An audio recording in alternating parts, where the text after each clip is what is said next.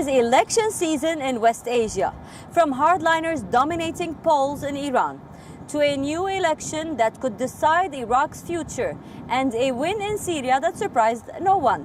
Hello and welcome to this week's special edition of the West Asia Post with me, Ghadi Francis. The West Asia Polls coming to you from Dubai. As we focus this week on 4 countries and their elections, our top focus remains on the political whirlwind that Israel is caught in. There's a new coalition in power now, effectively ending the 12-year rule of Benjamin Netanyahu. It was nearly midnight in Israel. The clock was ticking and the deadline was drawing close. Inside a hotel room in Tel Aviv, Yair Lapid was busy cobbling an unlikely coalition.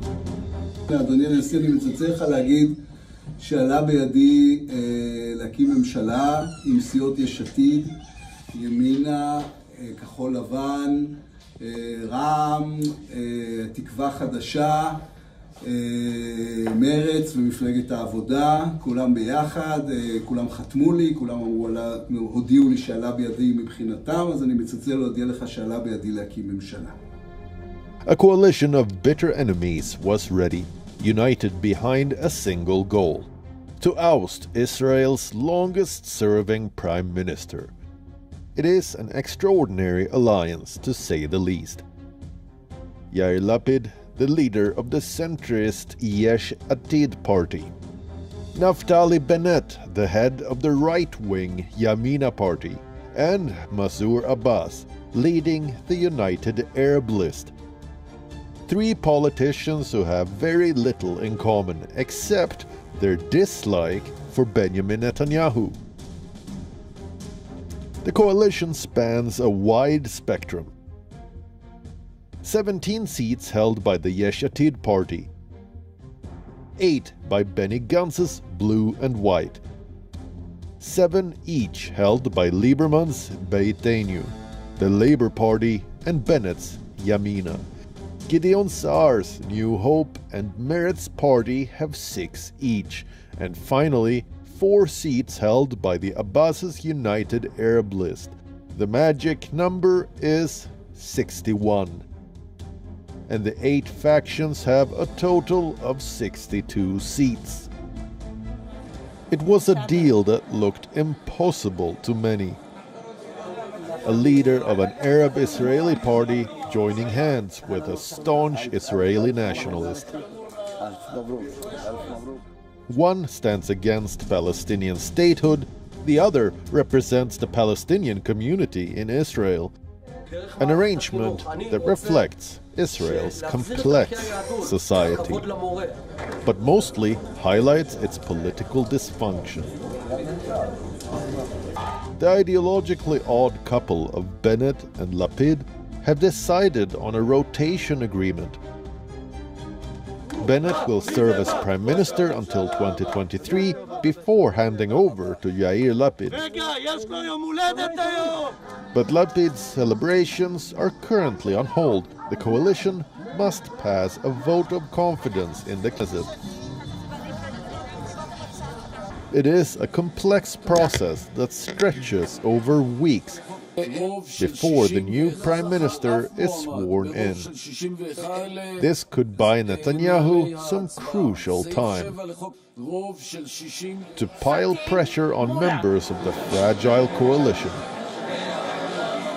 targeting those who may be unhappy with the agreement, until a new government is sworn in. Netanyahu will do all he can to stop it, and the shots have already been fired. His frantic push started on Twitter. He urged right-wing Knesset members to, and I quote, oppose this dangerous left-wing government. In another one, he targeted Bennett himself, saying that he sold himself to Ra'am, referring to the Arab-Israeli party. Given the coalition's razor-thin major majority, if last-minute defections do take place, Israel is staring at another election its fifth in a span of 2 years.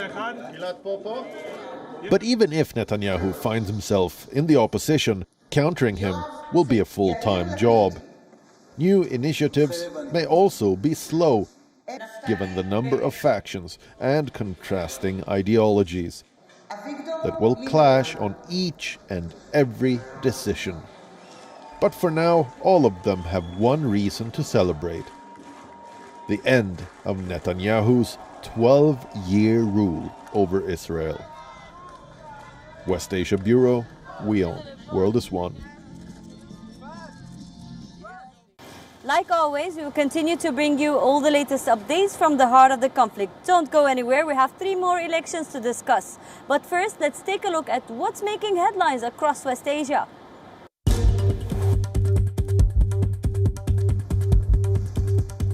Israeli Defense Minister Benny Gantz met with U.S. Secretary of State Antony Blinken, seeking a reaffirmation of U.S. security commitments to Israel. A key aim of the visit is to secure funding to replenish Israel's Iron Dome, with Gantz set to make a $1 billion funding request to the Pentagon.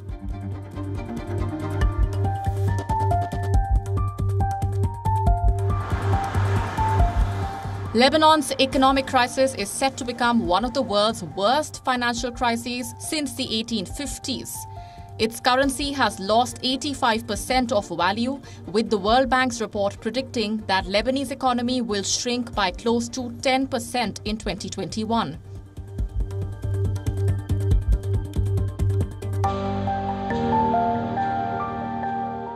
According to a United Nations official, millions of people in northwest Syria face disaster if the United Nations fails to approve an extension of cross-border humanitarian operations. Access for cross-border aid from Turkey was reduced last year to just 1 crossing point.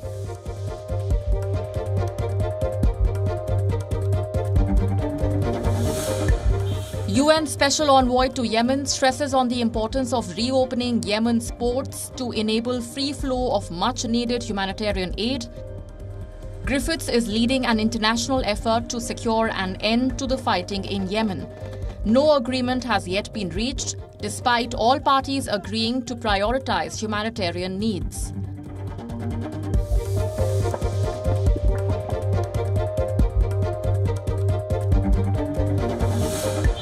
The Turkish lira crashed to a record low after President Recep Tayyip Erdogan called for interest rate cuts in the next 2 months. With an inflation rate of over 17%, many remain concerned about Erdogan's comments and the central bank's lack of independence in the country.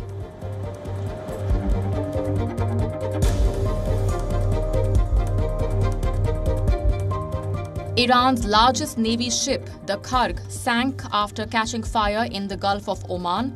While the entire crew of the ship was safely rescued, no explanation has been given for the latest incident in the sensitive waterway. Iranians are due to choose a new president in the coming days. But the election is turning out to be crucial, not just for Tehran, but for the entire world, with hardliners dominating the polls. What will be the future of the Iran nuclear deal? On the streets of Tehran, occasional posters urge Iranians to vote. Calls echo the need for a single voice, one crucial for the future of an eternal Iran. Iran's elections are fast approaching. The country goes to polls on the 18th of June. The presidential campaigns have kicked off. But what makes them different this time is a lack of fanfare and an atmosphere of indifference. The vote comes at a crucial time for Iran. A lot has changed in the last 4 years, turning the Iranian political landscape upside down.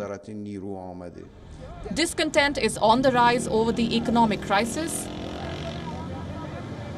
Deadly crackdowns marked anti-government protests. Several political prisoners have been executed. And tensions peaked with the United States after the killing of Qasem Soleimani. The elections themselves are heavily polarized. They are divided between the hardliners and the moderates. But this year, the hardliners have an upper edge. The Guardian Council has banned most prominent reformists. They really made a mistake by disqualifying all these. I think they should have done something to keep some candidates, that not all of them be on the same faction as Mr. Ibrahim Raisi or someone else. It would have been better if they left a reformist to face conservative or something like previous years. 7 candidates have been chosen, out of which 5 are hardliners and the other 2 are lesser-known moderates. The leadership has been accused of fixing the polls, the most politically influenced one in the Republic's history. I sent a letter to the Supreme Leader yesterday about what I had in mind and if he can help us with the June elections. Of course, he can act according to what he deems fit, as it is about the country's interests and the work is being done by the Guardian Council. In focus is hardline Judiciary Chief Ibrahim Raisi. He is a close ally of Supreme Leader Ayatollah Khamenei.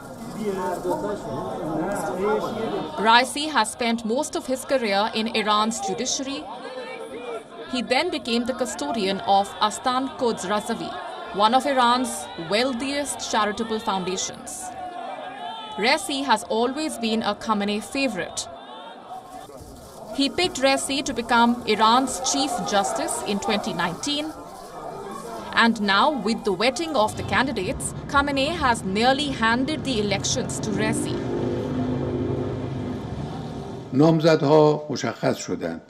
The candidates were nominated and the Council of Guardians, in accordance with its duty, did its work.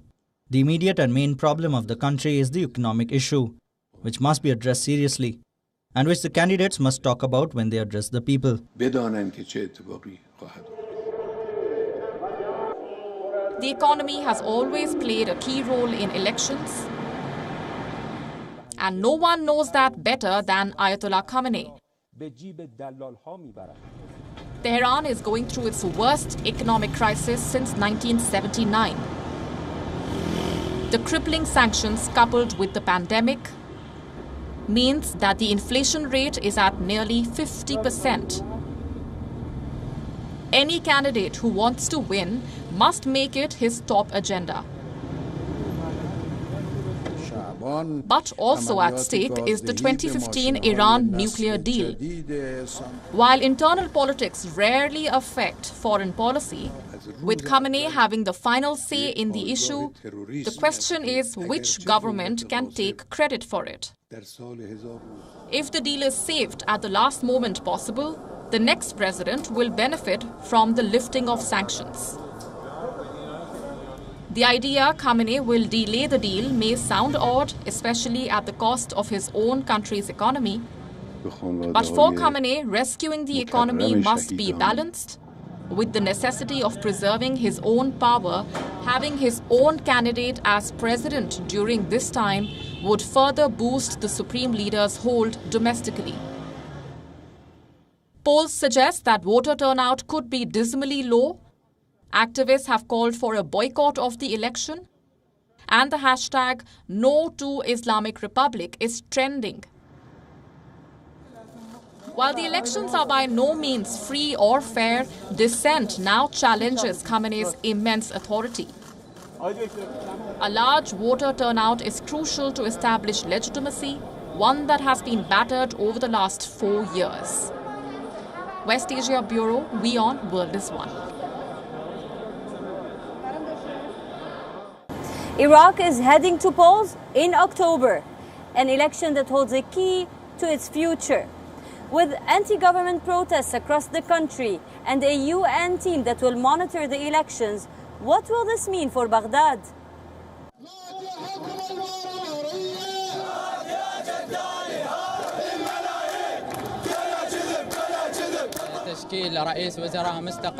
We want the appointment of an independent Prime Minister who is not affiliated with any party.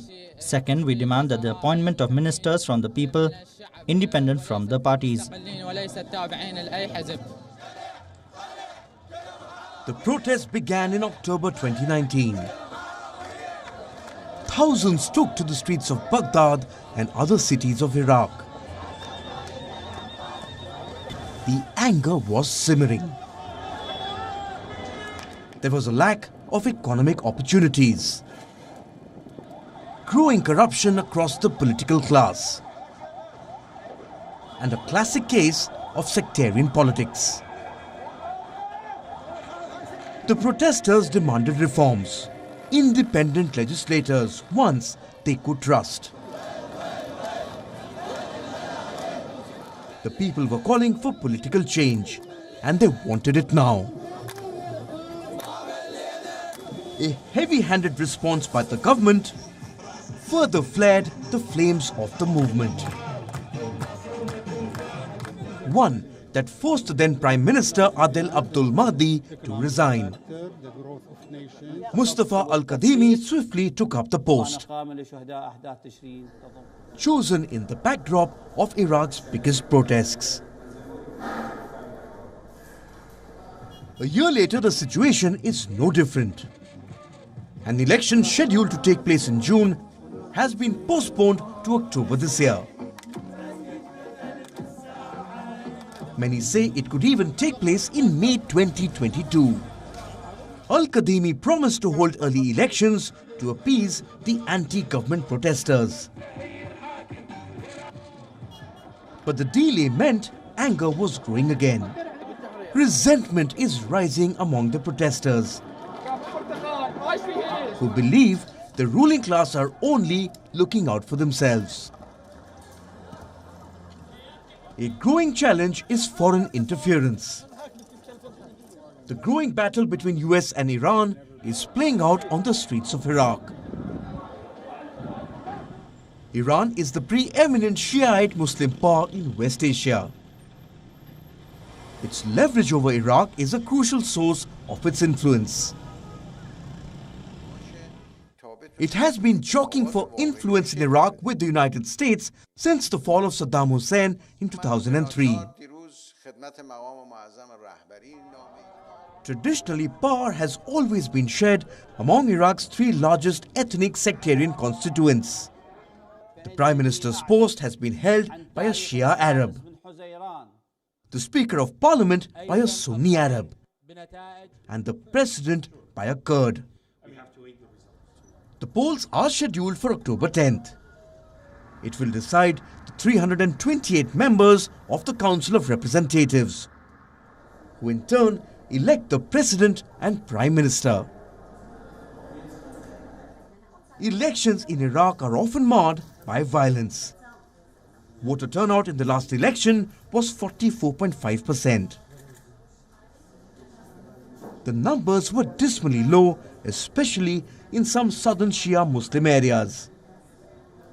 Many say they have no faith in Iraq's electoral system. This time the elections come at a time when Iraq is facing a dual crisis: a surging pandemic and record low oil prices. A UN team is set to authorize monitors for the elections with a green light from the Security Council. With the polls drawing close, do these elections hold a key to Baghdad's future? West Asia Bureau, WION World is One. A record fourth term and the country in economic ruins. Syria's elections holds few surprises after years of war. Bashar al-Assad extended his power over Syria. But with the economy crumbling and the resources dwindling, the question is, at what cost does this victory come? The year was 1994. Bashar al-Assad was being groomed to take over a country ruled by his father. But fate had other things in mind. A brutal car crash killed the dynamic prince. turning his brother's life upside down. Bashar al-Assad was transformed overnight from being an obscure London eye doctor to the heir of a parent Syria, taking on a crown that was never his.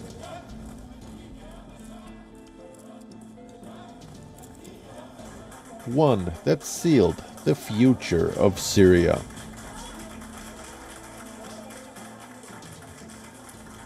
In his first few years as Syria's president, Assad promised a shift from his father's iron grip. He seemed to adopt several liberal reforms, offering space to his opponents and overtures to Western foes. A period painted as the Damascus Spring. But things turned sour soon as protests erupted against his rule. Reforms were swiftly buried. The focus was on the growing fire of revolution.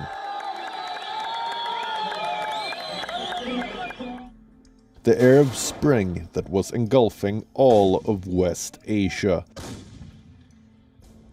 Since then, a civil war has killed thousands, displacing millions in the country. While Assad has retaken control of much of his country, Syria is crumbling, just like its infrastructure. Years later, campaign posters line the streets of Damascus. Bashar al-Assad's face is prominent, alongside those of two obscure rivals. But everyone knew who will win the polls. Ruled by his family for 5 decades, Syria is now barely recognizable from the nation that Assad took over in 2000. So it was a surprise to no one when Assad won the mandate of around 95% votes, further extending his family's dynastic rule as he faced no serious rival in the elections. What elections? This was a ridiculous farce. These weren't elections, and it was predictable. If it's predictable, how can you call it elections? Who competes against him? For the West, the elections are a sham. The election went ahead despite a UN-led peace process, calling for voting under international supervision. But for Assad, the win is a stamp of normalcy, cementing his grip of power over Syria. What happened was not celebrations at all. It was a real revolution. This is the spirit that we need for the upcoming period, which is a phase of continuous work, resistance and steadiness.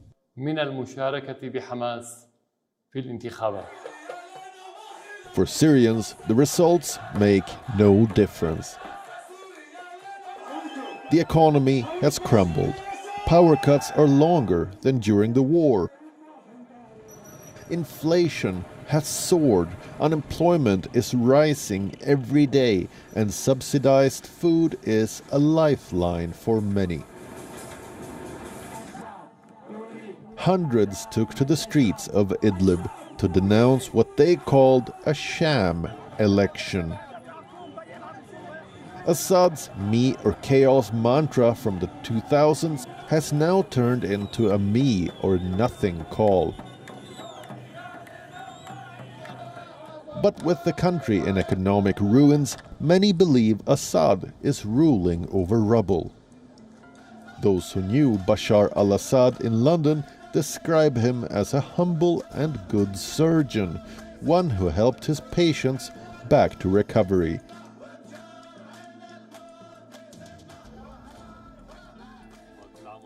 With his record fourth term in office, will he be able to stitch his nation back together? West Asia Bureau, WION. World is One. That's all we have for you on this episode of the West Asia Post. I will see you next week with a brand new lineup, bringing you more stories from the world's most volatile region. Until then, stay home and stay safe. I am Ghadi Francis, and you're watching WION. World is One.